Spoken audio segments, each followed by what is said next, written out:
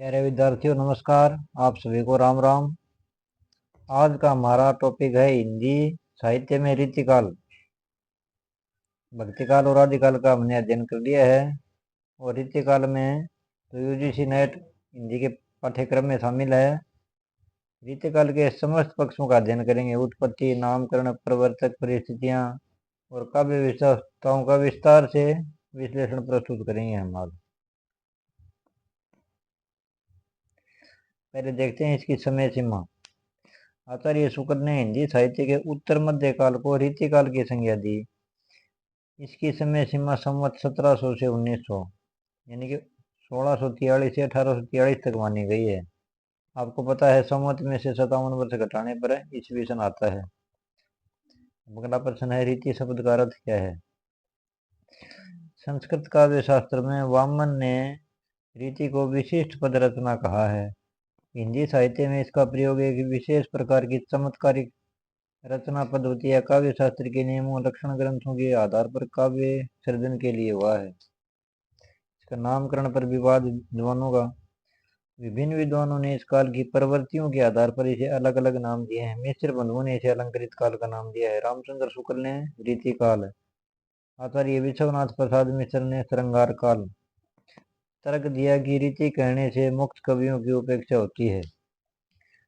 और डॉक्टर राम कुमार वर्मा और डॉक्टर रमाशंकर शुक्ल, इन्होंने इसका नाम दिया कला काल।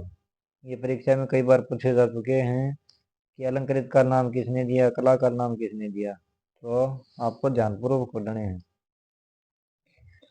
रीतिकाल के प्रवर्तक।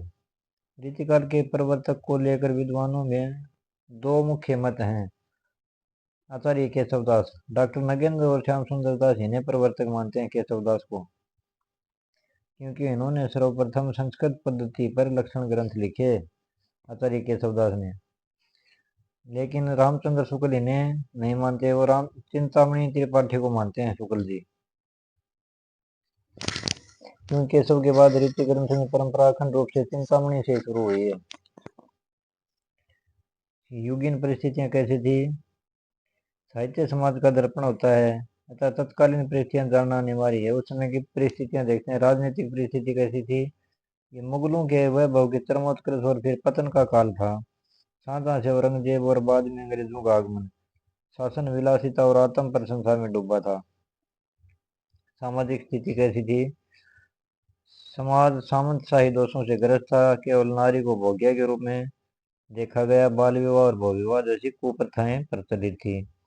सांस्कृतिक भक्ति का स्थान स्थूल श्रृंगार ने ले लिया। मंदिरों में भी राधा कृष्ण की श्रृंगारिक लीलाओं का गायन भक्ति के नाम पर होने लगा। काव्य की प्रमुख विशेषताएं क्या हैं।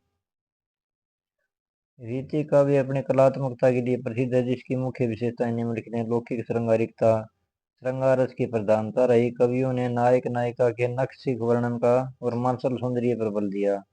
लक्षण ग्रंथों का निर्माण। अधिकांश कवि आचार्य बनने की होड़ में थे, तो उन्होंने रस अलंकार आदि के लक्षण बताते हुए ग्रंथों की रचना की। अलंकारिकता,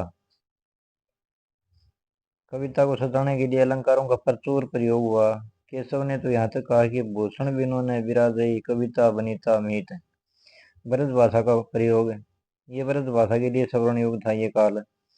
इसकी कोमलता और माधुर्य के कारण मुसलमान कवियों ने भी इसे अपनाया।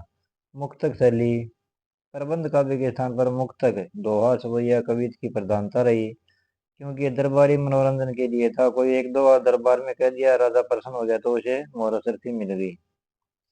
मुक्तक दोहा इनका ज्यादा चलन था उसमें। वीर रस का प्रवाह, श्रृंगार के बीच भूषण जैसे कवियों ने राष्ट्रीयता और वीरता का स्वर भी बुलंद किया। उदाहरण शिवराज भूषण, ये वीर रस का ग्रंथ है। रीतिकालीन काव्य की तीन धाराएं थी, आप सब जानते हैं। रीतिबद्ध, रीति सिद्ध और रीति मुक्त। रीतिबद्ध, जो काव्य शास्त्रीय नियमों में बंद कर चले।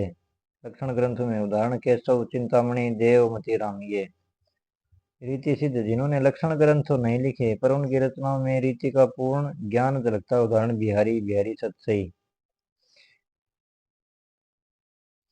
और रीति मुक्त वे कवि हैं जिन्होंने कोई बंधन नहीं रखा, शास्त्रीय बंधनों को तोड़कर हृदय की स्वतंत्र अनुभूतियों को व्यक्त किया। घनानंद बोध आलम ठाकुर, ये चारों कवि रीति मुक्त कवि हैं। रीति काल में लक्षण ग्रंथों से तात्पर्य उन ग्रंथों से है जिनमें काव्य के विभिन्न अंगों रस अलंकार छंद नायिका भेद के लक्षण परिभाषा देते हैं। स्वरचित उदाहरण प्रस्तुत किए। इन ग्रंथों की रचना करने वाले कवियों को आचार्य की श्रेणी में रखा जाता है। आचार्य बनने की भी होड़ लगी रहती थी उस काल में। रीतिकाल के प्रमुख लक्षण ग्रंथों और उनके रचयिताओं की सूची। उस काल के प्रमुख कवि और उनकी कविता देखते हैं। प्रमुख रीतिबद्ध आचार्य। आचार्य केशवदास, इन्होंने रीति निरूपण की पद्धति आरंभ करने वाला प्रथम आचार्य माना जाता है। इनके ग्रंथ है रसिक प्रिया, रस निरूपण पर आधारित ग्रंथ है। कवि प्रिया अलंकार निरूपण पर आधारित ग्रंथ है। चिंतामणि त्रिपाठी। शुक्ल जी के अनुसार इनके द्वारा ही रीति ग्रंथों का अखंड परंपरा शुरू हुई। कवि कुल कल्पतरु, सर्व काव्यांग निरूपक ग्रंथ, मतलब काव्य के सभी लक्षण है इसमें। सर्व काव्यांग निरूपक ग्रंथ। काव्य विवेक और काव्य प्रकाश, श्रृंगार मंजरी, ये नायिका भेद पर आधारित है। रस विलास और छंद विचार, मतिराम, रसराज। श्रृंगार रस और नायिका भेद का प्रमुख ग्रंथ है क्या? रसराज। ललित ललाम, अलंकारों का प्रसिद्ध लक्षण ग्रंथ है। अलंकार पंचाशिका और व्रत कौमुदी छंद शास्त्र।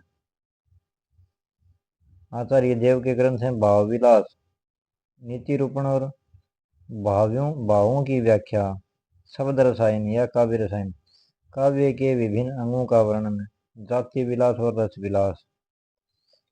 फिर आते हैं भिखारी दास, काव्य निर्णय, काव्य के समस्त अंगों का व्यवस्थित विवेचन, श्रृंगार निर्णय और रस सारांश। भिखारीदास के बाद भूषण है, पद्माकर है। भूषण का शिवराज भूषण प्रसिद्ध ग्रंथ है। अलंकारों का लक्षण ग्रंथ जिसमें वीर रस के उदाहरण हैं। पद्माकर का पद्माभरण अलंकारों का लक्षण ग्रंथ है। जगत विनोद, रस और उसके अंगों का विस्तार से वर्णन। महाराज जसवंत सिंह का भाषा भूषण, अलंकारों का संक्षिप्त और प्रसिद्ध लक्षण ग्रंथ। अन्य महत्वपूर्ण लक्षण ग्रंथकार कौन है देखते हैं जी। कृपाराम, इनकी हितरंगिणी 1541 ईस्वी को नायिका भेद का सबसे पुराना उपलब्ध ग्रंथ माना जाता है। कृपाराम के बाद सेवक जी, इनका ग्रंथ वाग विलास नायिका भेद पर आधारित है। ठाकुर बैनी सिंह, इनका ग्रंथ श्रृंगार रत्नाकर उल्लेखनीय है। सरदार कवि, इनके प्रमुख ग्रंथ साहित्य सरसी, साहित्य सुधाकर, हनुमत भूषण और तुलसी भूषण है। ये ध्यानपूर्वक याद करने हैं हमको किस कवि की कौन सा ग्रंथ है और ये कब लिखा गया है। परीक्षा में ये बहुत बार पूछे जा चुके हैं। ललिता प्रसाद त्रिवेदी, इनका रीति ग्रंथ दिग्विजय विनोद है। रीतिकाल के कवियों को उनकी काव्य पद्धति और शास्त्रीयता के प्रति उनके दृष्टिकोण के आधार पर मुख्य रूप से 3 श्रेणियों में विभाजित किया गया। रीतिबद्ध, रीतिसिद्ध और रीतिमुक्त। रीतिबद्ध कवि कौन कौन से हैं? वे कवि आचार्य थे जिन्होंने संस्कृत काव्य शास्त्र की परंपरा का अनुसरण करते हुए लक्षण ग्रंथों की रचना की। इन्होंने काव्य के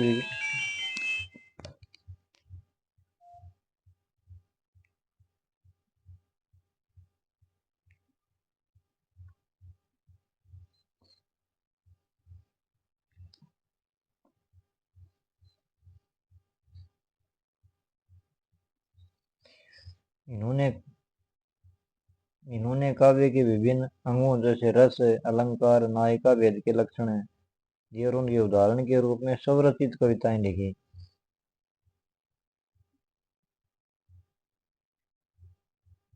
अच्छा जी। आचार्य केशवदास, रसिक प्रिया, कवि प्रिया, रामचंद्रिका, वीर सिंह देवरचित, विज्ञान गीता। चिंतामणि, कवि कुल कल्पतरु, काव्य विवेक, काव्य प्रकाश, रस विलास, श्रृंगार मंजरी। ये जो इन कवियों के ग्रंथ हैं इनके नाम याद रखने हैं, परीक्षा में ये पूछे जा चुके हैं।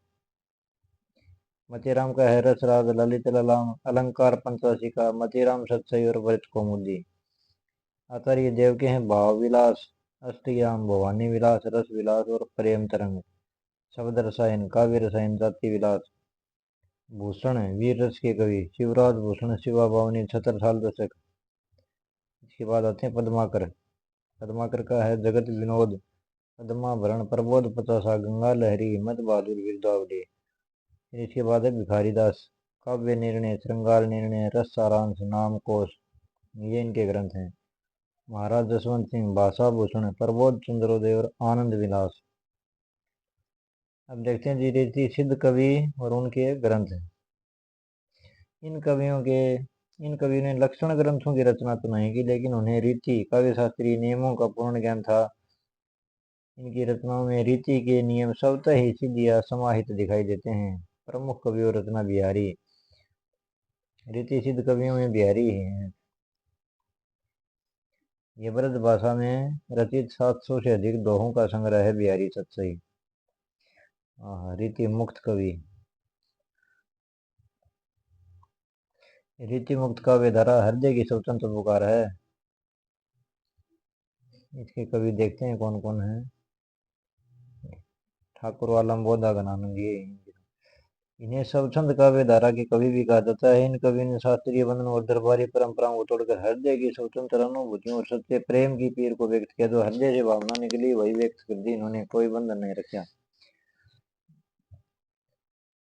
इनका प्रेम रीतिबद्ध कवियों की तरह स्थूल या कामुक न होकर उदात्त और आंतरिक था। प्रमुख कवि और उनकी रचनाएं घनानंद, सुजान हित प्रबंध, वियोग बेली, ईशकलता, प्रीति पावस, पदावली, सुजान सागर और घनानंद कवित, लोग तो लागी कवित बनावत। बोधा, विरह वारिस और ईशकनामा। आलम के लिए इन्होंने भी स्वच्छंद मार्ग पर चलकर काव्य रचना की। ठाकुर, इनका प्रमुख रीतिमुक्त कवियों में गिना जाता है। इनका नाम ठाकुर है। घनानंद, बोधा, आलम, ठाकुर और द्विज देव, इन्होंने रीतिमुक्त धारा के अंतिम प्रसिद्ध कवियों में माना जाता है। निष्कर्ष,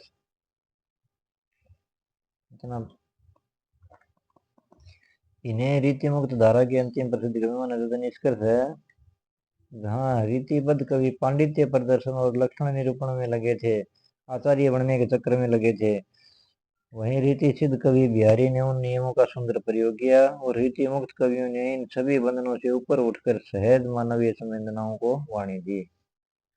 मतलब आचार्य बनने की होड़ लगी रहती थी उसमें। महत्वपूर्ण परीक्षा उपयोगी प्रश्न देखते हैं जी।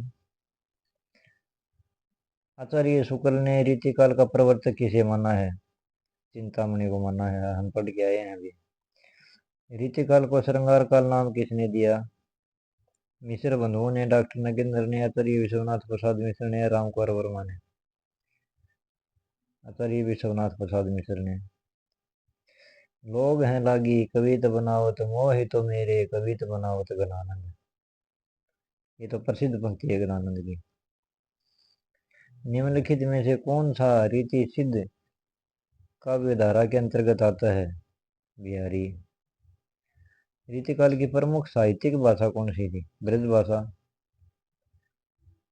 कवि कुल कल्पतरु के रचयिता कौन है? चिंतामणि। भूषण बिनु ने विराजई, कविता बनिता मीत, ये केशवदास।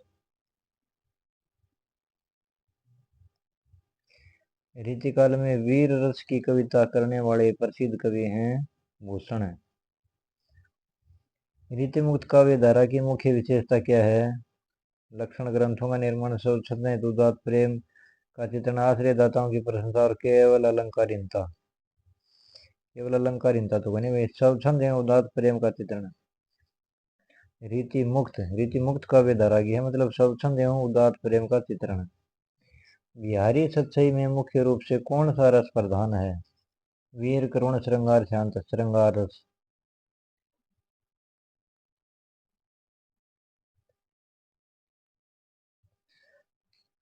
अगर वीडियो पसंद आए, आपके लिए यूजफुल हो, आपकी परीक्षा के लिए, तो कृपया लाइक, शेयर और सब्सक्राइब कर दें जी। आप सबका धन्यवाद। शब्दों के उच्चारण में कोई त्रुटि हो तो क्षमा करें जी।